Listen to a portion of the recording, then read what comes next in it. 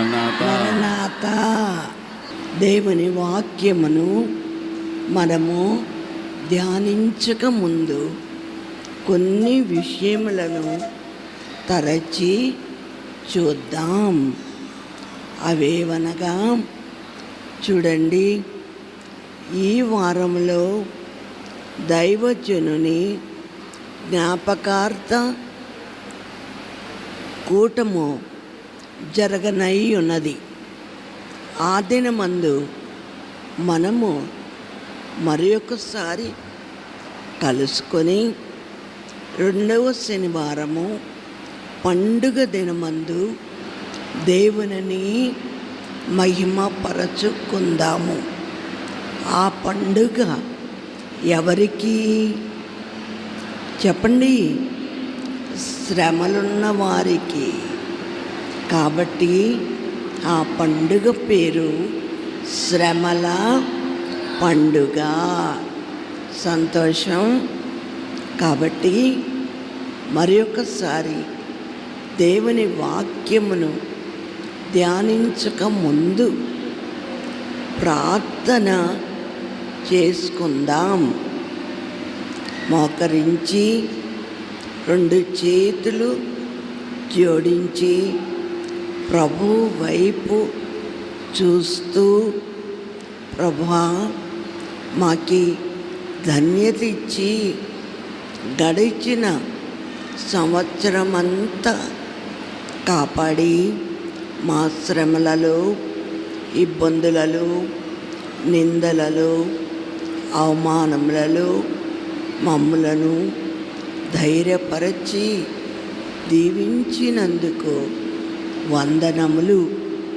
ఈ దినమందు మొదటి సోమవారం యేసయ్యా, నీ బిడ్డలను నీవే క్షేమముగా తోడుకొని వచ్చి ఉన్నావు. వారినే కాదు, వారి యజమానులను, వారి బిడ్డలను, వారి స్వజనులను దీవించండి నాయనా. ఇక్కడ వారు అందుకున్న ఆ దీవెన తన వారి వారి గృహములకును, వారి బిడ్డలకును నాయనా వర్తించున్నట్లు కృప దయచేయండి. వందనములయ్యా. ఈ దినమందు నీ ఎదుట మోకరించిన ప్రతి బిడ్డను పారచూచే దేవుడవని రాశావు గనక నీవే చూచుచున్నావు.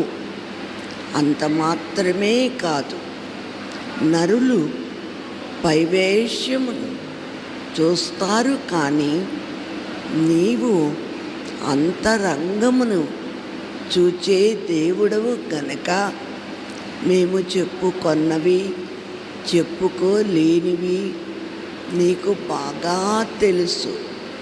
కనికరించి మేలిచ్చి ఈ దిన పాఠమునకు మాతో ఉండి మా నోటిని బోరగా వాడుకొని బిడ్డలకు అర్థము కాగలుగునట్లు, గ్రహించగలుగునట్లు నీ దీవెన మెండుగా నిండుగా దయచేయండి. వందనములు యేసయ్యా. ఈ రీతిగా వచ్చిన వారిని, వచ్చుచున్న వారిని, మార్గములో ఉన్నవారిని, గృహములలో బయలుదేరుచున్న వారిని దీవించండయ్యా.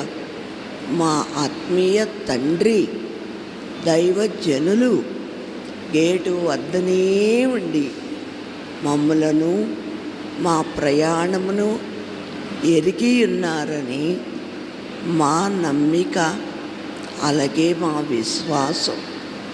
అలాంటి తండ్రిని మాకిచ్చి ప్రతి సోమవారము నేను తోటలోనే ఉంటాను అన్నా దేవా, నీ బిడ్డలతోనూ మాతోనూ ఉండి నడిపించుమని త్వరగా వరుడుగా పెండ్లి కుమారునిగా మహిమ మేఘములో రానేయున్న యేసు నామమున మిక్కిలి వినయముతో వేడుకొనుచున్నాము పరమ తండ్రి. ఆమేన్. గుడ్. మనము చెప్పుకుని ఆమేన్ అనే మాట ఆ కాబట్టి అది బాల్యకాలంలో మనకు అక్షరాభ్యాసం. కాబట్టి ఆమెను కూడా ఎలా చెప్పాలా? కదా, మంచిది. అన్నీ గ్రహిస్తున్నారు, నేర్చుకుంటున్నారు, వింటున్నారు, మనస్సులో దాచుకుంటున్నారు. అది మాకు చూడడానికి చాలా చాలా సంతోషం. బడిలో పిల్లలు పాఠములను నేర్చుకుంటున్నారు అంటే పంతులమ్మ గారికి ఎంత సంతోషమో. అలాగే మంచి బోధకుడు మన వరుడు గనుక ఆయన మాటలను మనము గ్రహించుచు నెమరి వేసుకొనుచు ఆయనను స్తుతించవలసిన వారమై ఉన్నాము. మన కోరికలు, మన కష్టములు, మన బాధలు, మన నిందలు, అవమానములు అన్నీ కూడా మనము చెప్పుకొనకుండానే ఎరిగిన తండ్రి. మనం ఎంత ధన్యులమో. కాబట్టి ఈ దినమందు కొన్ని విషయములు దేవుడిచ్చిన సెలవును బట్టి మిమ్మలను చూచి ఆనందించడానికి మరి ఒకసారి ఈ అవకాశము మన తండ్రి మనకు అనుగ్రహించినందుకు, ఆయుష్కాలము ఇచ్చినందుకు ఆయనను స్తుతించవలసిన వారమై ఉన్నాము. దేవునిని ఎందుకు స్తుతించాలి? వారికి తెలియదు, కానీ మనకు తెలుసు గనుక ప్రతి చిన్న విషయంలో కూడా దేవునికి మనము స్తుతులు చెల్లించుచున్నాము. గనుక బిడ్డలైన వారు పాట పాడుతుండగా, మరి వాద్య బృందం వాయించుచుండగా విందాము దైవజనుని పాట. ప్రియులరా, ఆ పాటలో ఎన్నో మర్మములు దాచి ఉంటాయి. అది మనము గ్రహించి పాడుకొనవలసిన వారమై ఉన్నాము. కనుక నీ కష్టములు, నీ కోరికలు నాకెరుకే, అవి ఉండవుగా. బిడ్డలు పాడతారు, వారు మరి వాయిద్యములు వాయిస్తారు. మనమందరము విందాం. మనకు తెలిసిన పాటే. మరి దేవుని ఇలాగ స్తుతించచ్చు వాయిద్యములతో సమానముగా మనము కూడా వచ్చిన పాటే గనుక పాడుకుందాం. ఇప్పుడు బిడ్డలు పాడతారు. నీ కష్టములు, నీ కోరికలు నాకెరుకే, అవి ఉండవుగా. నీ కష్టములు,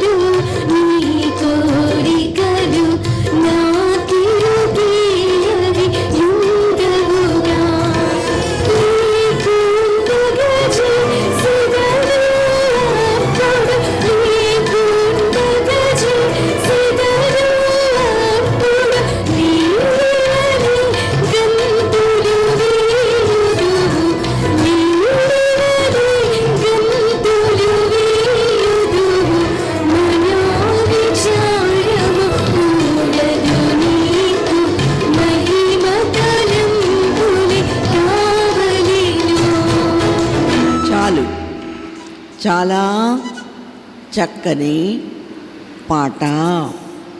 మీలో ఎవరెవరికి ఏ విషయంలోనైనా మనోవిచారము అంటే పైకి కనబడేది కాదు, కానీ హృదయములో లేక మనస్సులో చింత, అది వద్దు, ఉండకూడదు అని ప్రభువే తండ్రి గారి ద్వారా మనకు నేర్పించుచున్నారు.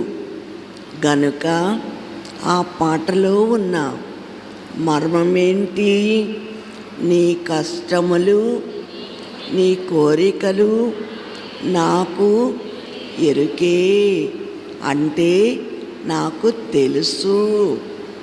గనుక ఈ మాటను బట్టి మనము ఎంతగానో మురిసిపోవలసిన వారమై ఉన్నాము. హన్నాకు బిడ్డలు లేనప్పుడు తన సహోదరి బిడ్డలు కలిగారు గనుక బిడ్డలు లేని ఈమెను దూషిస్తూ సతాయిస్తూ ఉన్నది. భర్త గారికి అర్థమైనది.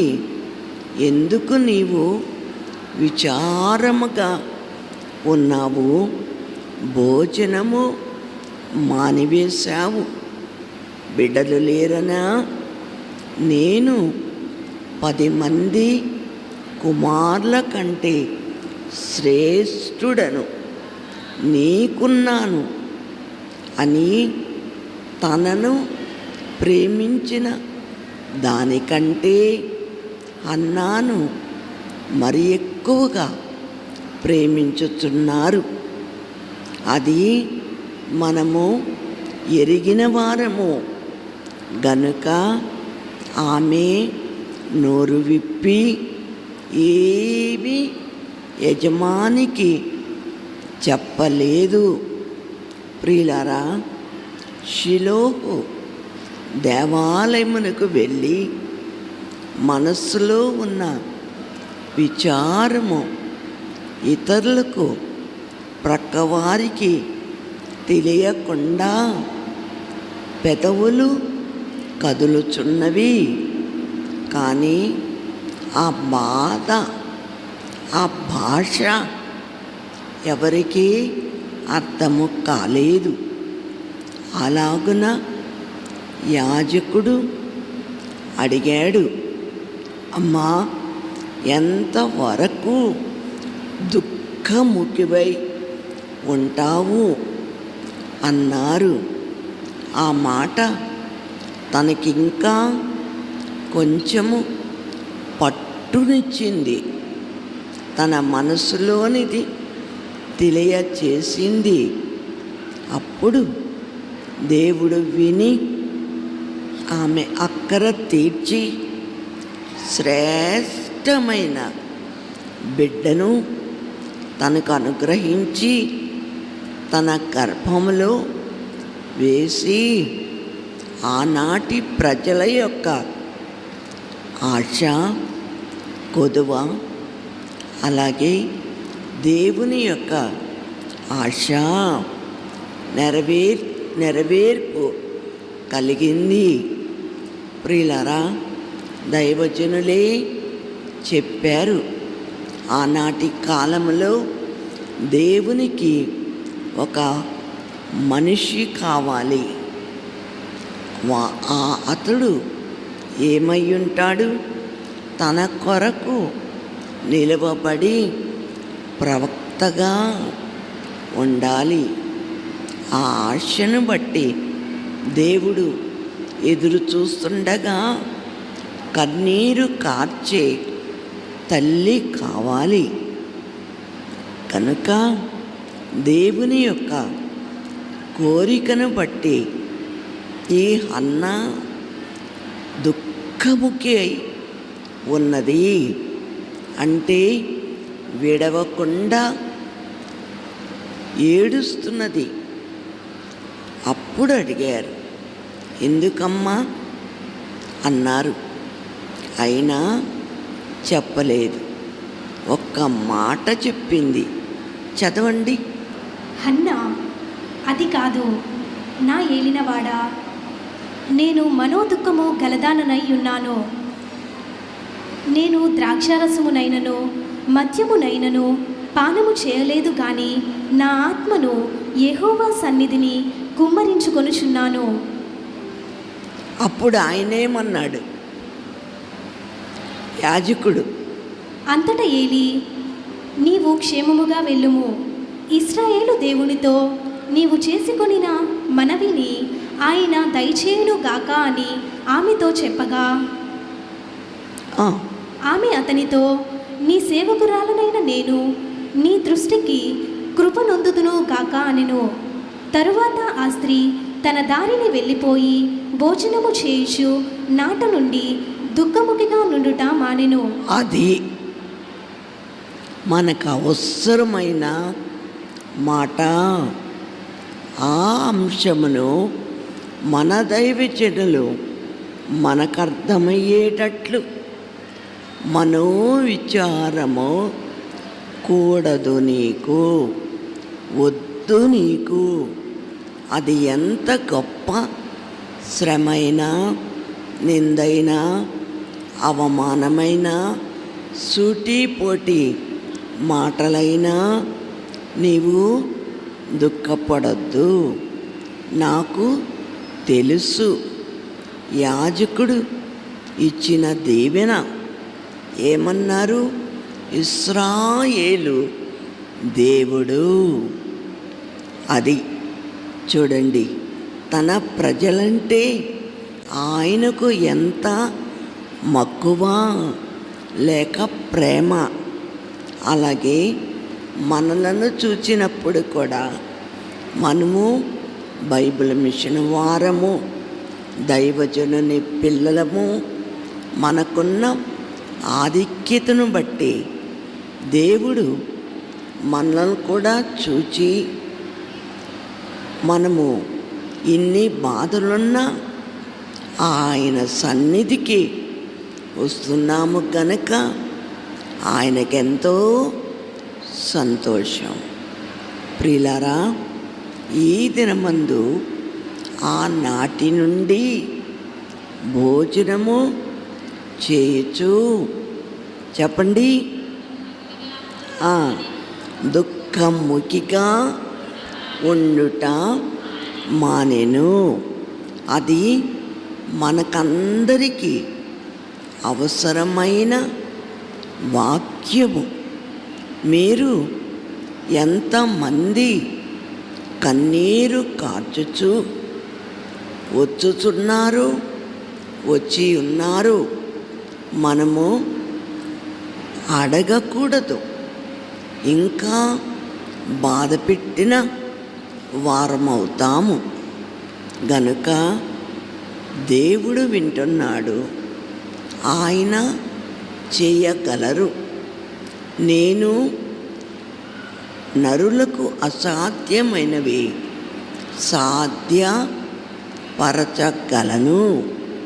అన్న వాగ్దానములతో దేవునిని మహిమ పరచవలసిన వారమయ్యున్నాము. సంతోషమండి. ప్రార్థన జరిగించుకున్నాం. ఇప్పుడు వాక్యంలోనికి వెళదాం. దేవుని సహాయమును బట్టి నేటి దినమందు మనము నేర్చుకొనవలసిన, ధ్యానించవలసిన పాఠము ఏదనగా దేవుని హస్తము. చెప్పండి.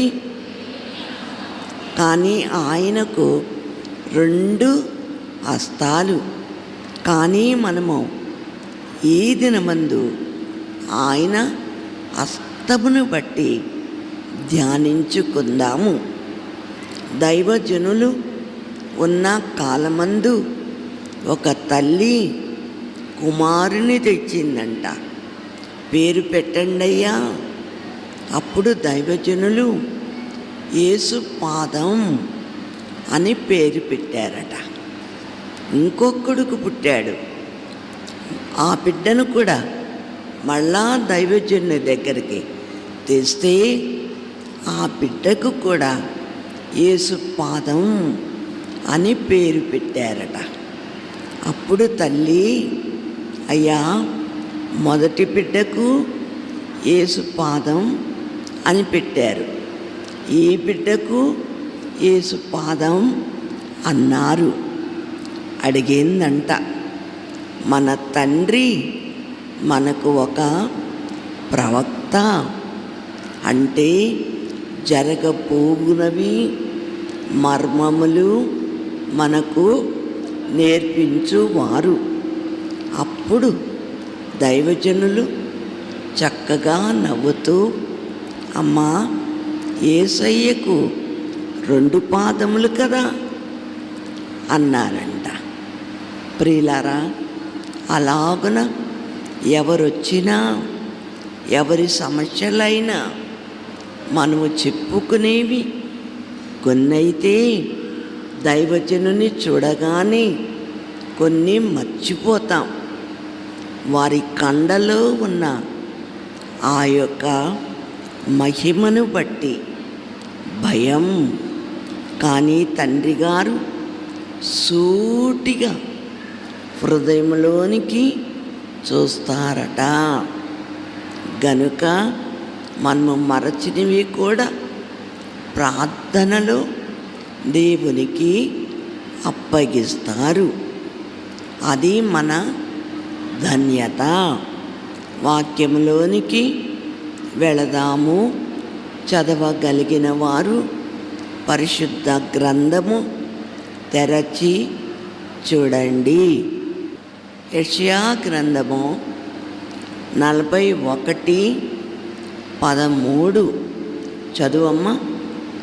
నీ దేవుడనైన యెహోవానగు నేను, భయపడకుము, నేను నీకు సహాయము చేసేదనని చెప్పుచు నీ కుడి చేతిని పట్టుకొనుచున్నాను. పురుగు వంటి యాకోబు, స్వల్ప జనమకు ఇశ్రాయేలు, భయపడకుడి, నేను నీకు సహాయము చేయుచున్నాను అని యెహోవా సెలవిచ్చుచున్నాడు. చాలు. నీ దేవుడైన యెహోవాను నేను, భయపడకము. ఏమా, అది మనకు ఆదరణ. గనుక భయము ఎంతమందికి ఉందో చెయ్యొద్దండి.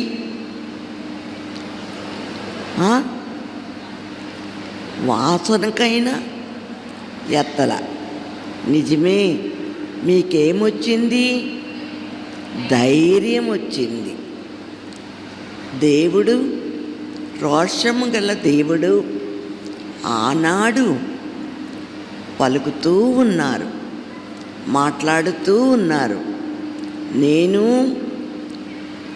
భయపడకుము, నేను నీకు సహాయము చేసేదనని చెప్పుచున్నాను. నీ కుడి చేతిని పట్టుకొని ఉన్నాను. అది ఈ దినము మనకు కావలసిన వాక్యము. ప్రియులారా, మనము రోడ్డు మీద వెళ్ళేటప్పుడు తండ్రి మన ఎడమ చేతిన కుడి చేతిన పట్టుకుంటాడు. నడిచేటప్పుడు ఇట్లా అంటున్నారు, కుడి ఎడమ తెలీదా, పట్టుకుంటాడు. కానీ అక్కడ కోతి ఆడతందంటే వదిలేస్తాడు, వెళ్ళిపోతాడు. గనుక మన దేవుడు మనతో అన్న మాట, భయపడవద్దు, నేను మీ దేవుడను, లేక నీ దేవుడను, ఇంకా నీకు సహాయము చేస్తాను. ఎలాగూ చేస్తున్నారో మనకు తెలియదు.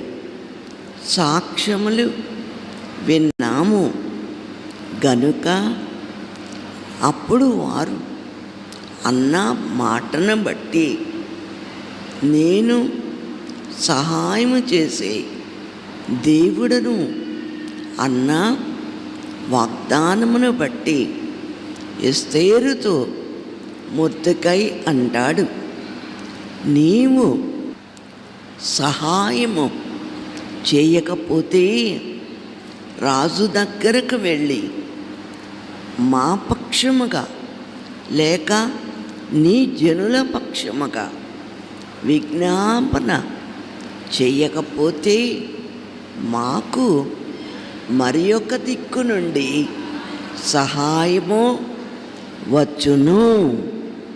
రోషముతో కూడిన మాట తాను తన బిడ్డైన ప్రియులారా అలాగున గద్దించుతున్నాడు లేక మాట్లాడుతున్నాడు. కఠినముగా నీవు ఊరకున్నా మా దేవుడు ఏముందక్కడ, నీవు ఈ సమయమందు ఏమీయో మాటలాడక మౌనముగా ఉన్న ఎడల యూదులకు సహాయమును విడుదలయు మరి ఒక దిక్కు నుండి వచ్చును గాని నీవును నీ తండ్రి ఇంటివారును నశించుదురు. చూడండి చాలమ్మా. కాబట్టి ఎంత లేసి మాటలు గనుక నీవు మాట్లాడకుండా మౌనముగా ఉంటే మాకును నీకును లేక నీ జనాంగమునకు కూడా వేరొక దిక్కు నుండి సహాయము వచ్చును. అది చదివినప్పుడు మనము నేర్చుకొనవలసిన పాఠము. మనుష్యుల మీద ఆధారపడకూడదు. వారు ఏమీ మనకు సహాయము చేయలేరు. పైగా చేసిన సమయం వస్తే మనలను దెప్పి పొడుస్తారు. అంటే తెలుసా చెప్పండి? దెప్పి పొడవటం అంటే ఏంటన్నమాట? మనలను చిన్న చూపుతో మాట్లాడతాడు. కానీ దేవుడు నీ కుడి హస్తమును నేను పట్టుకొని ఉన్నాను గనుక ఈ దినమందు దేవుడే తన ప్రజలతో లేక ఈ దినమందు మనతో చెప్పుతున్నారు, మీ కుడి హస్తమును పట్టుకొని నేను మిమ్ములను నడిపించుచున్నాను. మరి ఒక వాక్యము కీర్తనలు 139 10వ వచనము. అక్కడను నీ చేయి నన్ను నడిపించును, నీ కుడి చేయి నన్ను పట్టుకొనును. అంధకారము నన్ను మరుగు చేయును, నాకు కలుగు వెలుగు రాత్రి వలె ఉండును అని నేను అనుకొనిన ఎడల చీకటి అయినను నీకు చీకటి కాకపోవును. చాలు ప్రియులారా, ఇది ఏమన్నమాట? మానవుడు లేక మనిషి దేవునితో అంటున్నాడు. ఏమని? అక్కడను నీ చేయి నన్ను నడిపించును, నీ కుడి చేయి నన్ను పట్టుకొనును. అది సాక్ష్యము. అలాగే మనలను కూడా బస్సు ఎక్కేటప్పుడు, ఆటోలు ఎక్కేటప్పుడు, కారు ఎక్కేటప్పుడు మనము ప్రార్థన చేసుకుంటాం. అయ్యా, మేము ఎక్కునప్పుడు దిగునప్పుడు సహాయము చెయ్యమని దేవుడు అంటున్న మాట తన కుడి చేతితో పట్టుకుంటాడని అనుభవమును సాక్ష్యముగా మనకు నేర్పించుతున్నారు. మరి ఒక మాట కీర్తనలు 16:8. సదాకాలము యెహోవా యందు నా గురి నిలుపుచున్నాను. ఆయన నా కుడి పార్శ్వమందు ఉన్నాడు గనుక నేను కదల్చబడను. అందువలన నా హృదయము సంతోషించుచున్నది, నా ఆత్మ హర్షించుచున్నది, నా శరీరము కూడా సురక్షితంగా నివసించుచున్నది. చాలు. కాబట్టి ఇది కూడా మానవుడు దేవునితో అన్న మాట. దేవుడు ఎక్కడున్నాడు? నా కుడి పార్శ్వమున, నా ప్రక్కన. పెళ్ళైతే పెళ్ళి కుమారుడు ఇటుంటాడా? ఇటుంటాడా? ఎటువైపు ఉంటాడు? కుడివైపు కదా. ఇటువైపు కూర్చుంటే ఆమెదే పెత్తనమని అర్థం. గనుక ఇటే కూర్చోవాలి. కూర్చుంటాడు కూడా. అది ఆధిక్యత.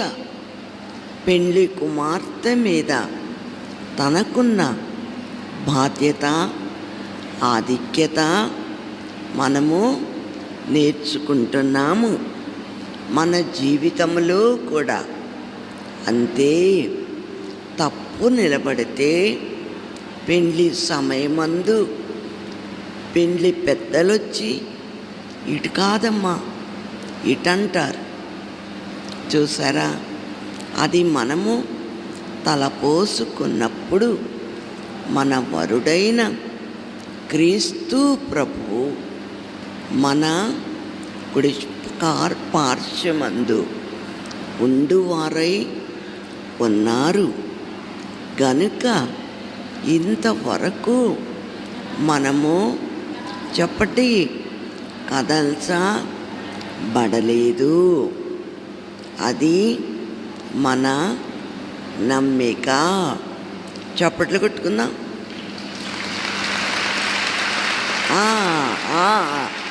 ఆగండి. మిమ్మల్ని కదిలిస్తే భయం. ఎందుకు అంటే మీరు కదల్చబడినవారు కారు అన్నారు. తన ప్రియులు ముచ్చటించు కొనుచుండగా యెహోవా చెవియొగ్గి ఆలకించుచున్నాడు. గనుక జాగ్రత్తగా ఉండాలి. కనుక మనము దేవుని ఎదుట కదల్చబడలేదు. అడుగు ప్రక్కకు వేయలేదు. మనము ఏది నమ్మామో, ఏది విశ్వసించామో, ఏది వింటున్నామో అదే దారిని నడుస్తున్నాము. కానీ ప్రభు సెలవిచ్చిన ఉపమానములో తండ్రి యొక్క కుమారుడు ఏమయ్యాడు? త్రోవ లేక దారి తప్పిపోయాడు. ప్రియులారా, తరువాత మళ్ళా దారిలోనికి వచ్చారు. ఎందుకు?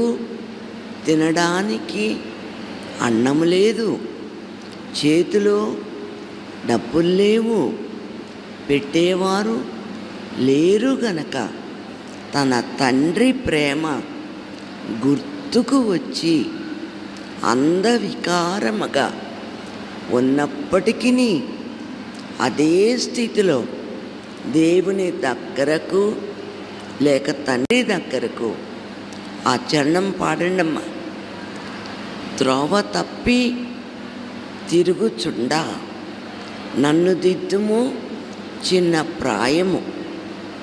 నన్ను దిద్దుము చిన్న ప్రాయము సన్నుతుండగు నాయనా.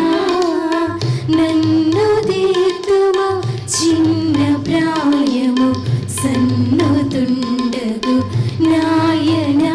నీవు కన్న తండ్రి మనుషునేను నిన్ను చేరితే నాయనా.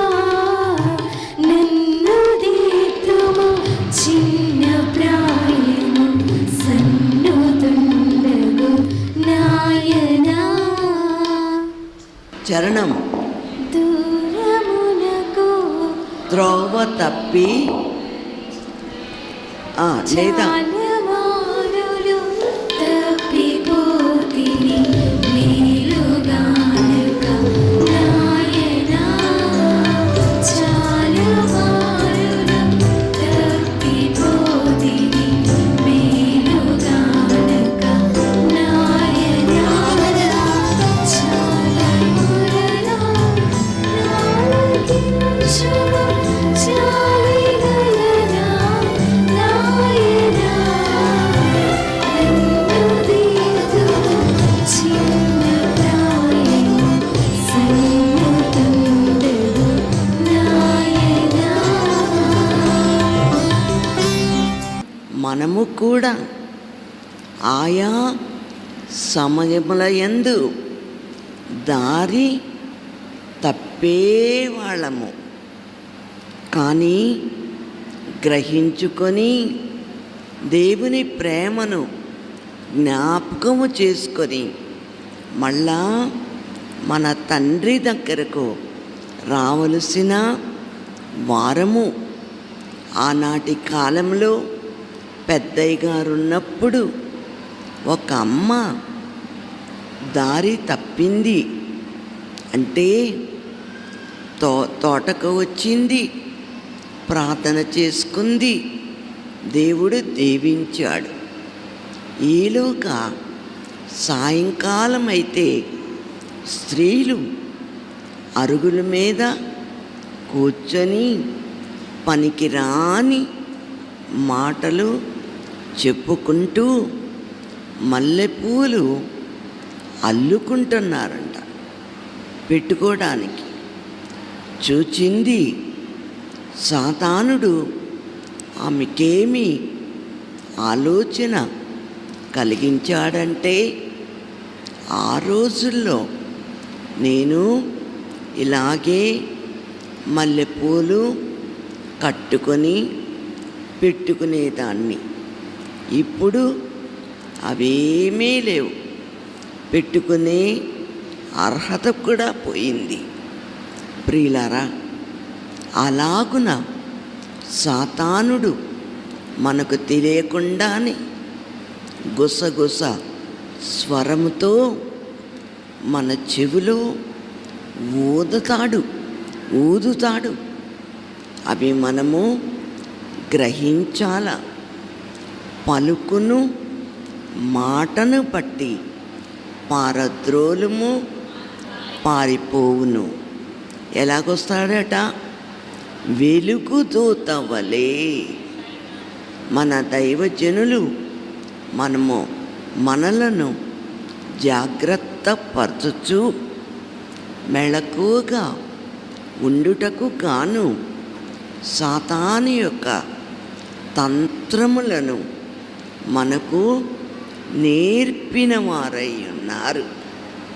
ఆనాడు ఆ అమ్మతోనే కాదు, ఈనాడు మనతో కూడా మరి ముఖ్యముగా క్రొత్తగా దేవునిని నమ్మిన వారితో కూడా వాడికి బాగా తెలుసు మన సంగతి. మన జోలికి రాలేడు గనుక వారికి అప్పుడప్పుడు వాడు నేర్పిస్తుంటాడు. వారు తెలియక వారి జ్ఞానాన్ని బట్టి కానీ గత కాలంలో అలవాట్లను బట్టి కానీ వెళ్ళిపోతారు. వారి కొరకు మనము ప్రార్థించవలసిన వారమై ఉన్నాము. వారు తెలిసిన వారైనా తెలియని వారైనా. ప్రియులారా, అలాగున మన బాధ్యతలను మనము మరచిపోకూడదు. దేవునిని ఎరగని వారి కొరకు కూడా ప్రార్థించే పని మనకున్నది. అవునంటారా? కాదంటారా? చెప్పాలి గట్టిగా. మరి యొక్క వాక్యము యెషయా గ్రంథము 41:10.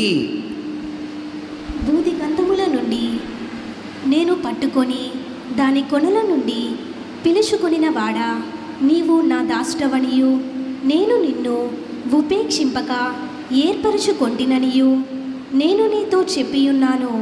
నీకు తోడయ్యున్నాను. భయపడకుము, నేను నీ దేవుడనై ఉన్నాను. దిగులు పడకుము, నేను నిన్ను బలపరుతును. నీకు సహాయము చేయువాడను నేనే. నీతి అను నా దక్షిణ హస్తముతో నిన్ను ఆదుకొందును. చాలు. బైబిలు నిర్గమకాండము చదువుకునేటప్పుడు ఈ వాక్యము ఆ పాఠంలో ఉన్నది. దక్షిణ హస్తము. నిర్గమకాండము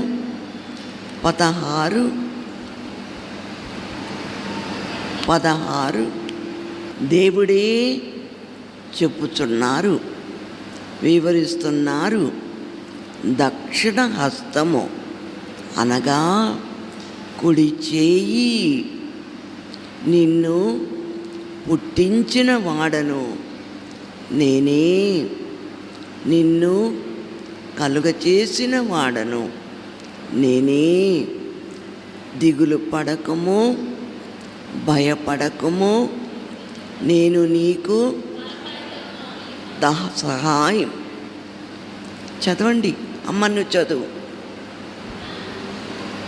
నేను నీతో చెప్పియున్నాను, నీకు తోడయ్యున్నాను. భయపడకుము, నేను నీ దేవుడనై ఉన్నాను. దిగులు పడకుము, నేను నిన్ను బలపరుతును. నీకు సహాయము చేయువాడను నేనే. నీతి అను నా దక్షిణ హస్తముతో నిన్ను ఆదుకొందును. చాలు. ప్రియులారా, ఆనాటి కాలంలో దేవునిలో ఎదగక మునుపు కొన్ని విషయములను నేను ఆలోచించలేను, లేకపోయాను. ఇప్పుడు యెహోవా దేవుడు సెలవిచ్చుచున్నాడు. దక్షిణ హస్తము అనగా అది కావాలి. నిర్గమకాండంలో ఉంటుంది. అనగా నీ కుడి చేయి. చూసారా, మనకు దేవుడే వివరించుచున్నారు. తీస్తే చదవండి. ఇది పరీక్ష. మీకు పరీక్షలు పెట్టకపోతే పంతులమ్మ ఊరుకోదు. పెడితేనే పై తరగతి. దక్షిణ హస్తము అనగా దేవుడు సెలవిచ్చిన మాట కుడి చేయి. చెప్తారా?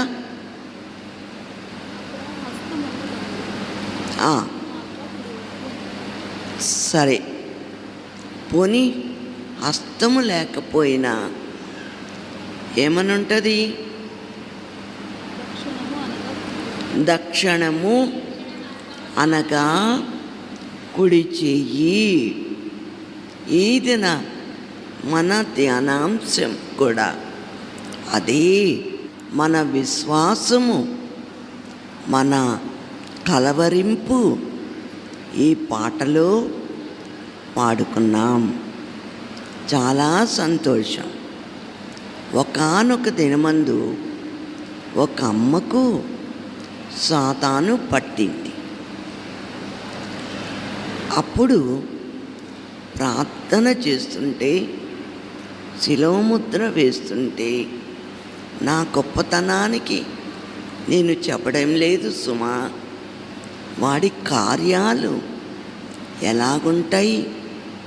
ఇలాగే మనము చెప్పుకుంటుండగా, పాడుకుంటుండగా సడన్గా కరెంటు పోయింది. అక్కడ మైకు దగ్గర ఏదో అయిందంట. అప్పటి రోజుల్లో మనం అనుకుంటాం సాతాను పని అంతే, దాన్ని ఎందుకు అడుగుతాం, దానితో మనకు పని లేదు.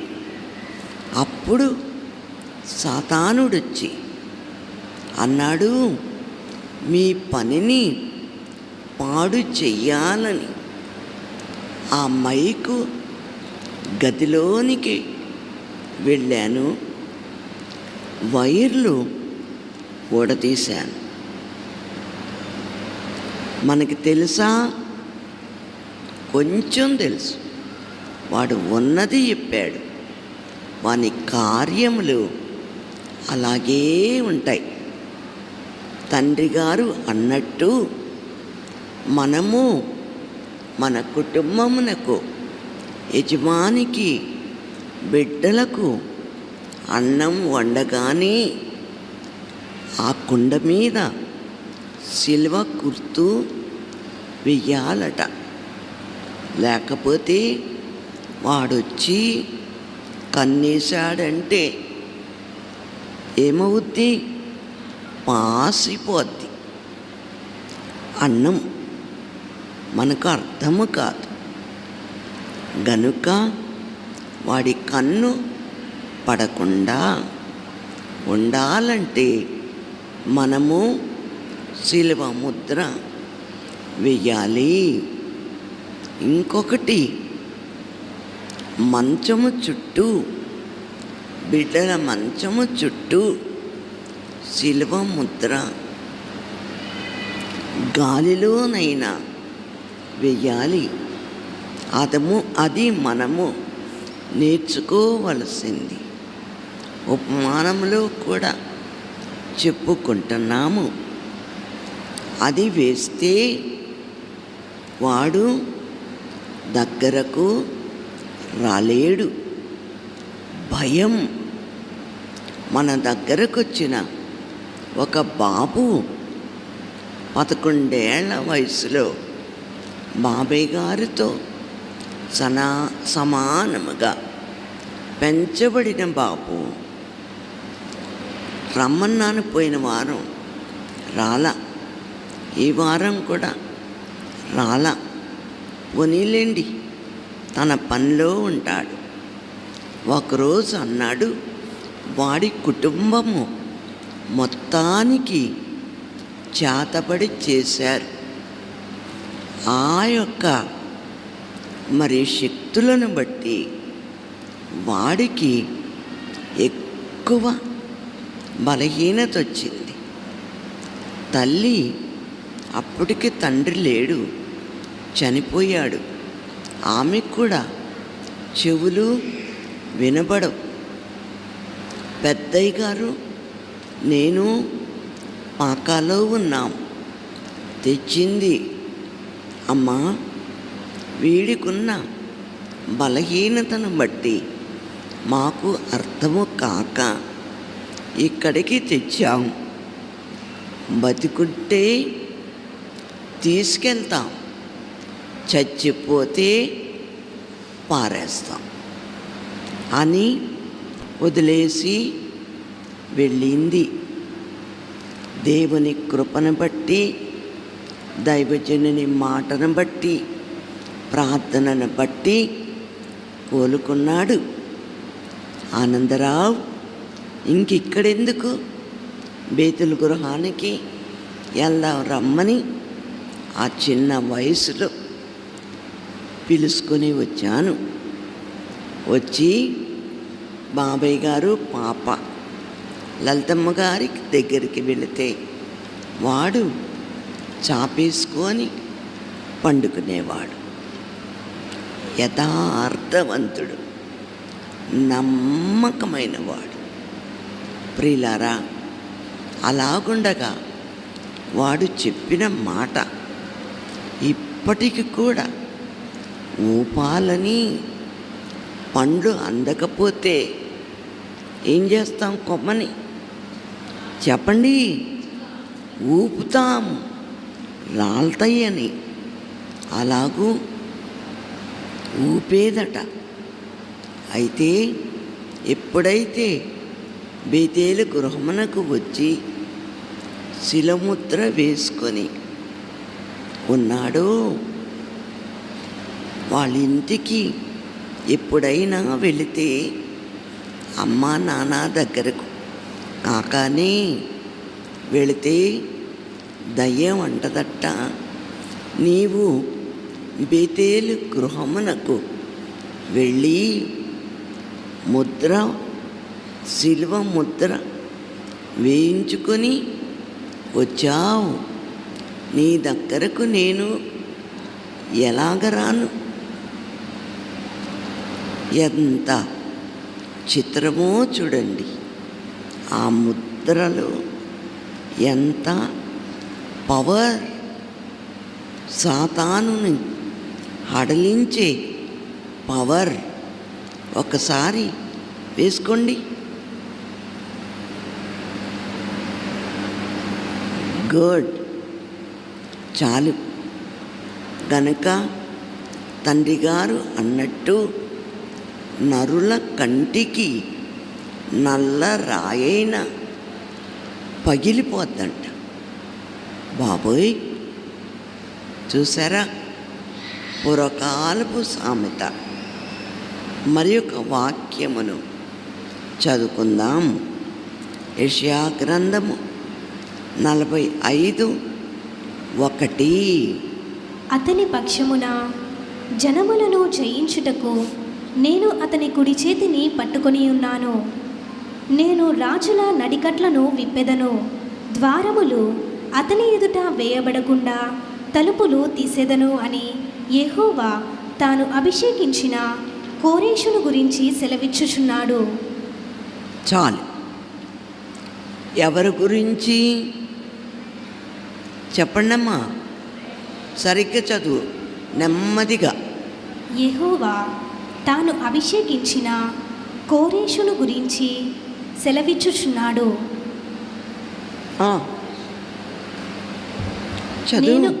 నేను నీకు ముందుగా పోవచ్చు మెట్టగానున్న స్థలములను సరాగము చేసెదను, ఇత్తడి తలుపులను పగులగొట్టెదను, ఇనుప గడియలను విడగొట్టెదను.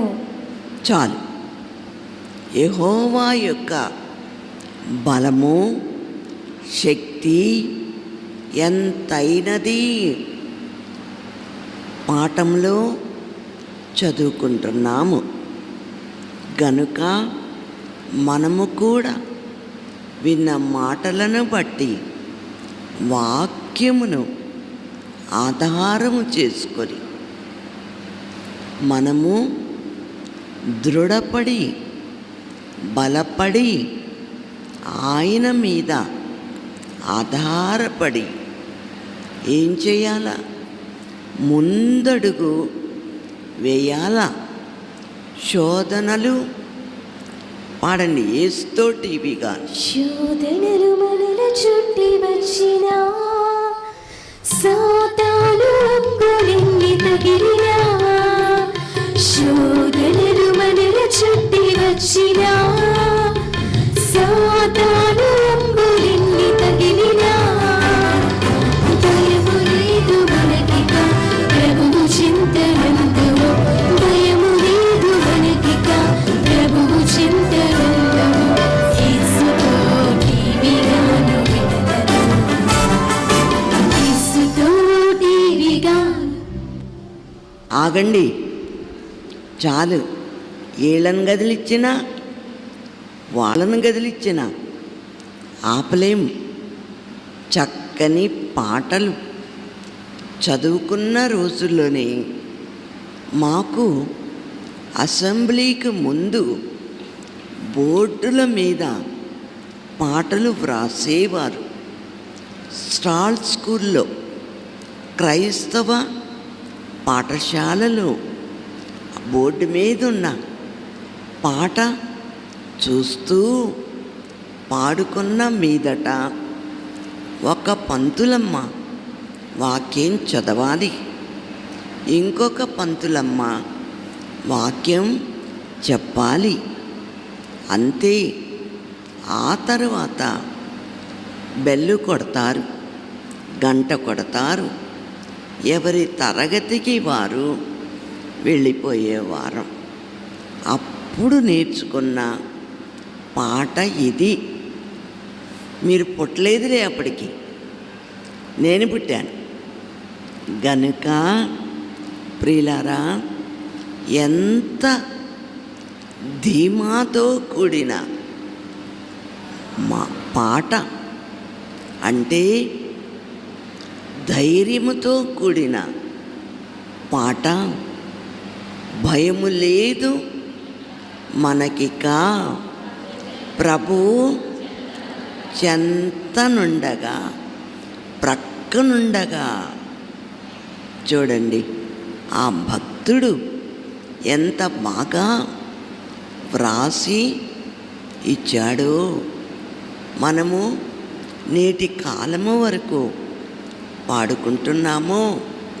ఇంకొక చరణం పాడుకొని దైవజనని పాట భయము చెందకము. చిన్న పల్లవి పాడండమ్మా. భయము చెందకు భక్తుడా, ఈ మాయలోక ఛాయలు చూచినప్పుడు. భయము చెందకు భక్తుడా, ఈ మాయలోక ఛాయలు చూచినప్పుడు.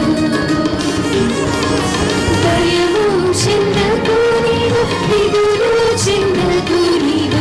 భయము చెందకు నీవు, దిగులు చెందకు నీవు. జీవామిచ్చిన ఏమో ఉన్నాడు, ఓ భక్తుడా, ప్రాణం పెట్టిన యేసయ్యున్నాడు. జీవామిచ్చిన ఏమో ఉన్నాడు, ఓ భక్తుడా, ప్రాణం పెట్టిన యేసయ్యున్నాడు. ప్రియులారా, జీవమిచ్చిన దేవుడు, ప్రాణం పెట్టిన దేవుడు మనకున్నాడు. మీకు కూడా భరతనాట్యం ఇది ఉన్నాడు. భయమునందుకుము, నీ తండ్రి నీ ప్రార్థనలు వినెను. నీ తండ్రి నీ ప్రార్థన విన్నాడా, వింటాడా? చెప్పండి. వినేశాడు. అయిపోయింది. ఆయన చెవిలో పడ్డది. ఇంకేముంది మనకు? చదువు. భయమునందుకుము, నీ ప్రార్థన నెరవేరెను. భయముగా నిన్ను యువరాజు ఎత్తుకొని పోవును. యువరాజు వచ్చి ఎత్తుకొని పోవును. మిమ్మల్ని, నన్ను, అయ్యగారులని యువరాజు వస్తాడంట. ఎందుకు? ఎత్తుకుపోవడానికి. ఎక్కడికి చెప్పండి? దేవుడున్న స్థలములోనికి. అక్కడ ఏముండదు, దుఃఖముండదు. ఏమా, ఎన్నో ఉన్నాయి. టైం అయిపోయింది, పావుగంట ఎక్స్ట్రా అయింది. ఇచ్చిన టైం కంటే ఈ కొన్ని వాక్యములు మేము సిద్ధపడి వచ్చిన వారమై ఉన్నాము. ఇంతటితో వార్తలు ముగిసియున్నవి. ముగింపు ఆగండి.